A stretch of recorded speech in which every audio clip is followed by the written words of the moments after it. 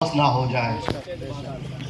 اور یہ بات یاد رکھیے کہ یہ جو قانون ہے، اس قانون کو واپس کرانے کے لیے یا اس کے خلاف احتجاج کرنے کے لیے صرف ایک دو احتجاج کافی نہیں ہوگا، صرف ایک دو مرتبہ جوش دکھا دینا کافی نہیں ہوگا۔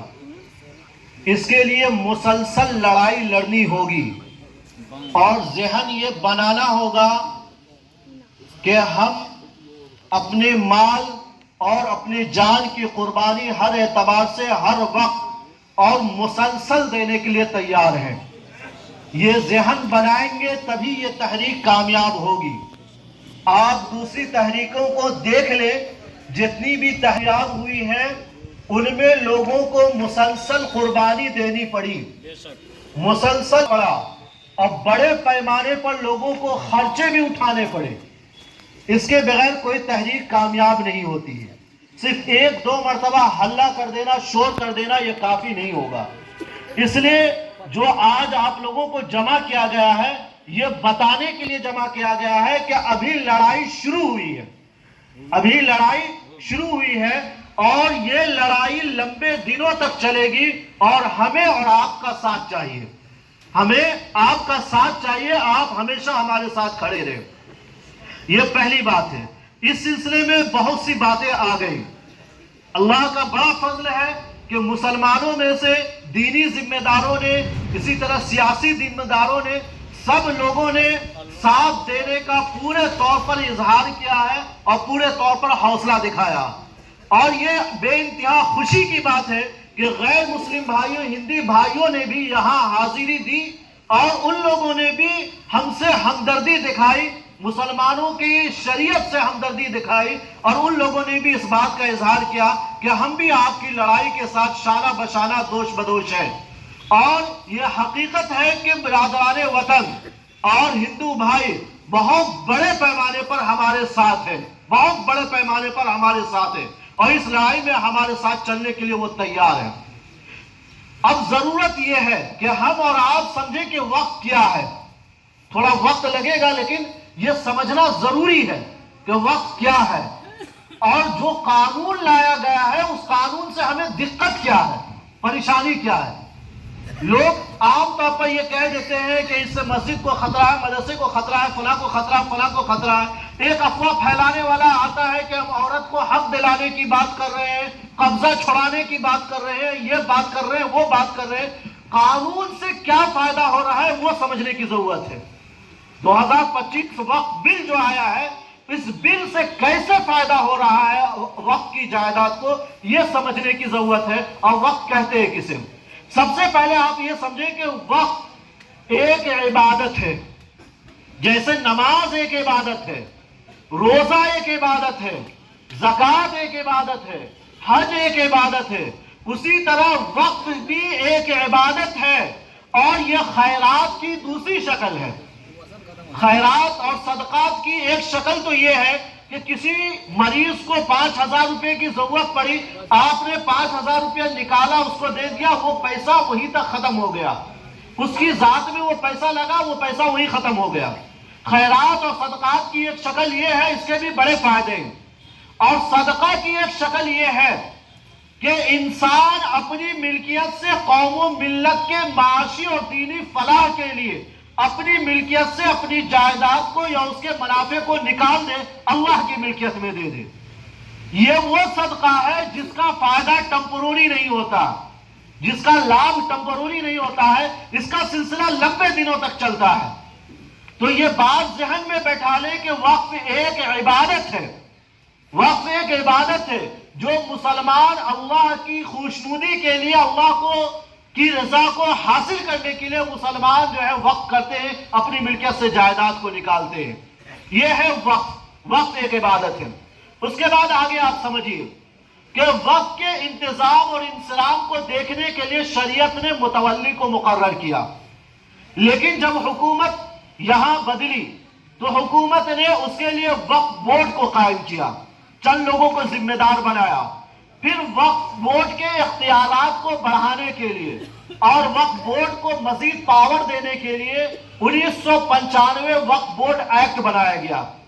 1995 وقف بورڈ ایکٹ جو بنایا گیا، اس ایکٹ کے تحت تمام وہ مساجد، وہ مدارس، وہ قبرستان، وہ عیدگاہیں، وہ امام باڑے جو ہزاروں سال سے ہم استعمال کرتے آ رہے ہیں اور اس کے کاغذات نہیں ہیں، تو صرف وقف بائی یوز کے قانون کی بنیاد پر وہ وقف کی جائیداد مانی جائے گی۔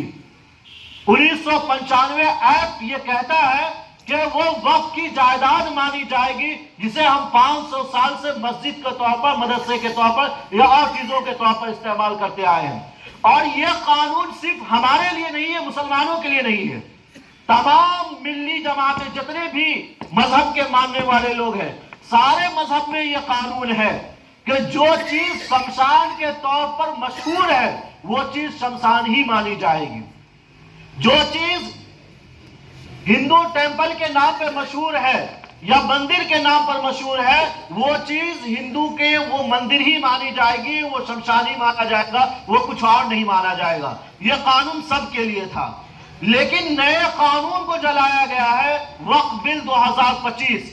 اس کے اندر یہ اضافہ کیا گیا کہ وقف بائی یوز تو باقی رہے گا، لیکن اگر کسی وقف کی جائیداد میں تنازع پیدا ہو جائے، جھگڑا پیدا ہو جائے، تو اسے وقف نہیں مانا جائے گا۔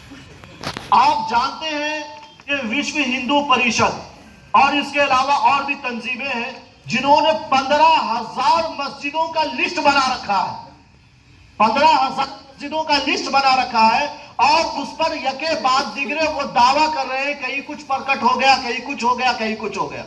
تو تنازع تو کسی بھی مسجد، کسی بھی مدرسے میں پیدا کیا جا سکتا ہے، اور تنازع پیدا ہوتے ہی نئے قانون میں یہ کہا گیا ہے کہ جس وقت کی جائیداد میں تنازع پایا جائے گا وہ وقف نہیں مانا جائے گا، وہ وقف نہیں مانا جائے گا۔ گویا آپ کے لیے راستے لڑنے کے باقی نہیں رہیں گے۔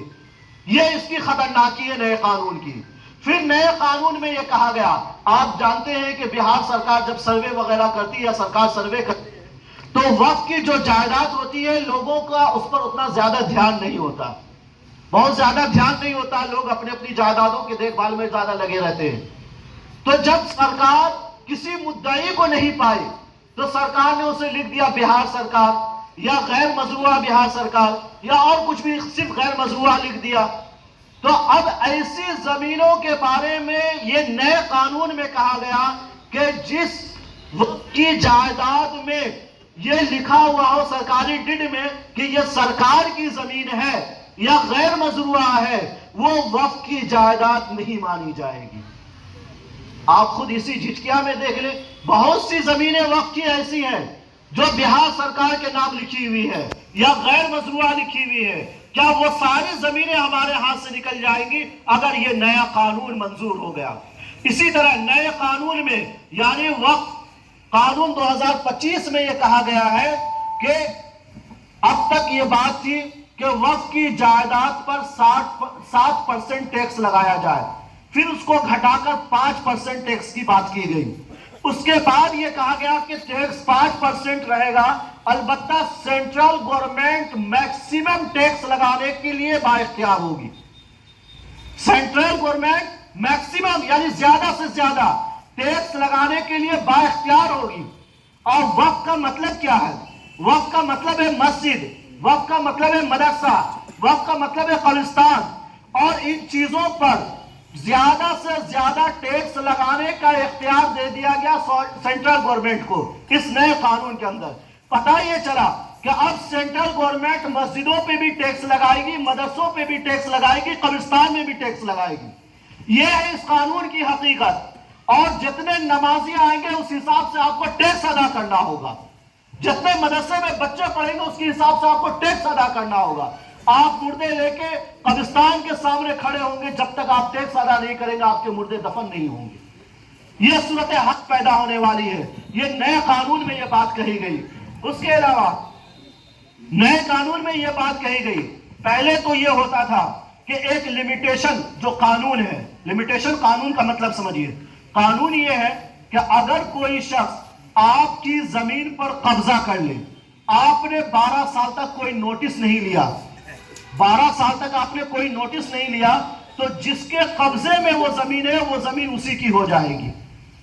12 سال تک اگر آپ نے نوٹس نہیں لیا تو وہ زمین اسی کی ہو جائے گی. اس قانون سے تمام چیریٹیبل کو الگ رکھا گیا.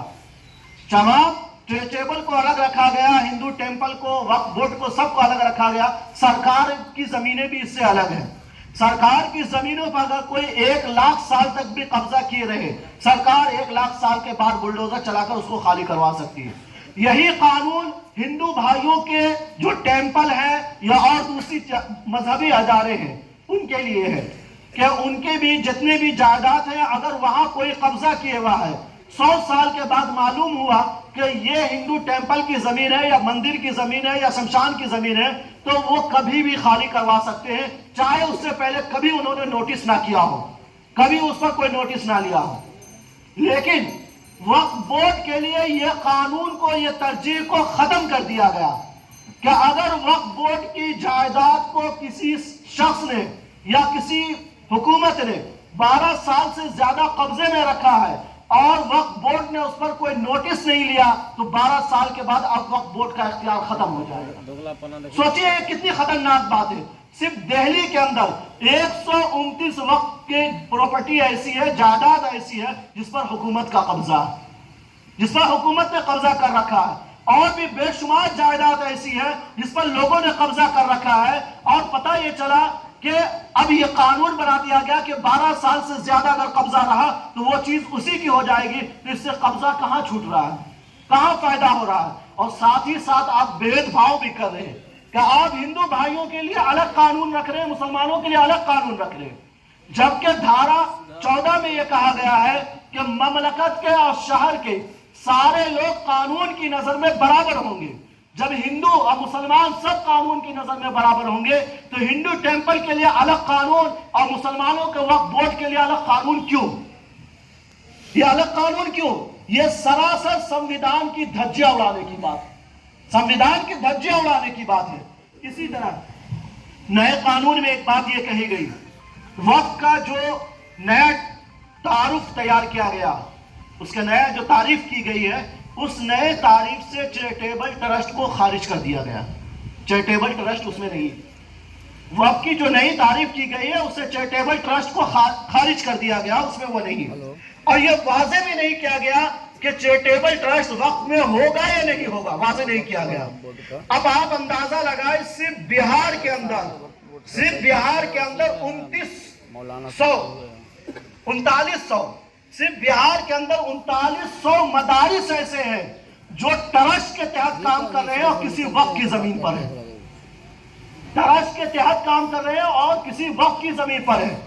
پتہ یہ چلا کہ آپ خاموشی کے ساتھ ان 3900 مدارس پر تلوار لٹکا دیا. آپ نے 3900 مدارس پر تلوار لٹکا دیا. کیوں؟ آپ یہ کہیں گے کہ یہ وقف کی زمین پر ہے لیکن ٹرسٹ کے تحت ہے, اسے اٹھا کے یہاں سے لے جاؤ. ٹرسٹ وقف کے اندر نہیں آتا, ٹرسٹ وقف کے اندر نہیں آتا, کیونکہ آپ نے واضح نہیں کیا کہ ٹرسٹ وقف کے اندر ہے یا نہیں ہے. جب ٹرسٹ وقف کے اندر نہیں آتا, آپ کسی بھی دن یہ 3900 مدارس کو خالی کروا سکتے ہیں, وقف کی جائیداد سے ہٹا سکتے ہیں. یہ کتنی خطرناک بات ہے. یہ ساری چیزیں سوچنے کی ضرورت ہے. اس کے علاوہ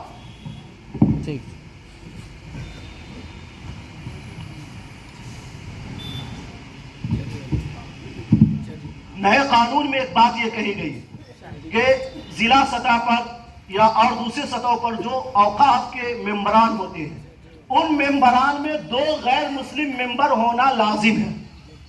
2 غیر مسلم ممبر ہونا لازم ہے. یہ لازم کیوں کیا گیا؟ یہ لازم کیوں کیا گیا؟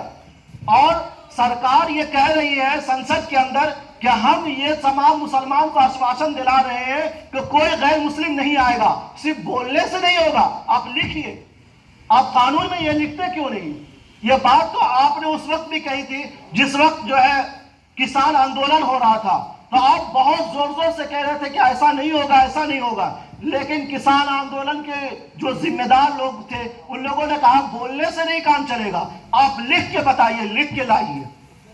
اسی طرح سرکار یہ کہہ رہی تھی سنسد کے اندر کہ کوئی غیر مسلم نہیں آئے گا, لیکن یہ لکھا ہوا ہے قانون میں کہ 2 غیر مسلم لازم ہوں گے, لازماً 2 غیر مسلم ہوں گے. حالانکہ ہندو ٹیمپل کے اندر یا دوسرے تمام غیر مذہب جتنے بھی ہیں، جین ہو چاہے سکھ ہو، سب کے اندر یہ قانون ہے کہ کوئی غیر سکھ، کوئی غیر جین، کوئی غیر مسلم اس میں نہیں آ سکتا ہے، کوئی بھی نہیں آ سکتا۔ تو جس مذہب کے ماننے والوں کا وہ بورڈ ہے، اسی مذہب کے ماننے والے اس کے ممبر ہوں گے، اور وقف بورڈ کے لیے آپ نے یہ قانون ختم کر دیا۔ تو یہ دوہری پالیسی کیوں، بھید بھاؤ کیوں؟ یہاں بھی سنویدھان کی دھجیاں اڑائی جا رہی ہے، اور ساتھ ہی ساتھ کتنی خطرناک بات کہی گئی، 12 یا 13 ممبران ہوتے ہیں۔ یہ کہا گیا کہ 2 غیر مسلم لازم ہوں گے، اس کے بعد کہا گیا کہ 2 مہیلا ہوگی، 2 عورتیں ہوں گی۔ یہ لوگ مہیلا کے ہمدردی کی بات بہت کرتے ہیں۔ آپ جانتے ہیں کہ ان لوگوں نے 3 طلاق کا قانون لایا، اور اس وقت بڑے پیمانے پہ یہ آواز اٹھائی گئی کہ ہم مہیلا کے حفاظت کے لیے، ان کے حق کے لیے آواز اٹھا رہے ہیں۔ میں دارالقضا میں بیٹھتا ہوں، میں جانتا ہوں کہ مہیلاؤں پر ظلم کتنا ہوتا ہے، کتنی مہیلاؤں کو طلاق دیا گیا۔ سرکار بتا دے کہ کس کس مہیلا کو اس نے آج تک انصاف دلایا۔ یہ ڈھونگ ہے، یہ افواہ ہے، گمراہ کرنے کی ایک سازش ہے، جس کے ذریعے ہمیشہ سے سرکار گمراہ کرتی آئی ہے۔ آج بھی سرکار گمراہ کر رہی ہے کہ ہم مہیلا کو ممبرشپ دلانا چاہتے ہیں، ان کو حق دلانا چاہتے ہیں۔ آج تک تو آپ ان کو حق دلا نہیں سکے۔ بلقیس بانو کا کیس، بلقیس بانو جب کیس جیت گیا، جو لوگ جیل میں چلے گئے، جب وہ آزاد ہوئے تو آپ ان کا مالا پہنا کر استقبال کر رہے ہیں۔ آپ مہیلاؤں کو یہ سمان دے رہے ہیں اور کہتے ہیں کہ مہیلاؤں کو ہم سمان دینے کے لیے، ان کو ممبرشپ دلانے کے لیے ہم 2 مہیلا کو رکھ رہے ہیں۔ یہ بالکل سراسر دھوکہ ہے۔ تو 2 مہیلا کو رکھنے کی بات کی گئی، 2 غیر مسلم کو رکھنے کی بات کی گئی، 2 آغا خانی کو رکھنے کی بات کی گئی، اسی طرح 2 بوہرا سماج کو رکھنے کی بات کی گئی، 2 ایکسپرٹ لوگوں کو رکھنے کی بات کی گئی۔ اب ظاہر سی بات ہے، مسلمان کے ہر علاقے میں، ہر گاؤں میں وقف بورڈ کے ایکسپرٹ موجود ہوں کوئی ضروری نہیں۔ وقف بورڈ کے ممبر اور ایکسپرٹ موجود ہیں، جج لیول کے آدمی ہو، سیاسی شعور رکھتے ہو، یہ کوئی ضروری نہیں کہ ہر گاؤں میں ایسے لوگ موجود ہو۔ تو گویا 2 اور غیر مسلم آ جائیں گے۔ اس طرح آپ نے پورے کے پورے غیر مسلموں کو یا ایسے مسلمانوں سے وقف بورڈ کو بھر دیا جو مسلمان جو ہے بہت کم تعداد میں ہیں، جن کی تعداد نہ کے برابر ہے۔ ایسے لوگوں سے آپ نے وقف بورڈ کو بھر دیا۔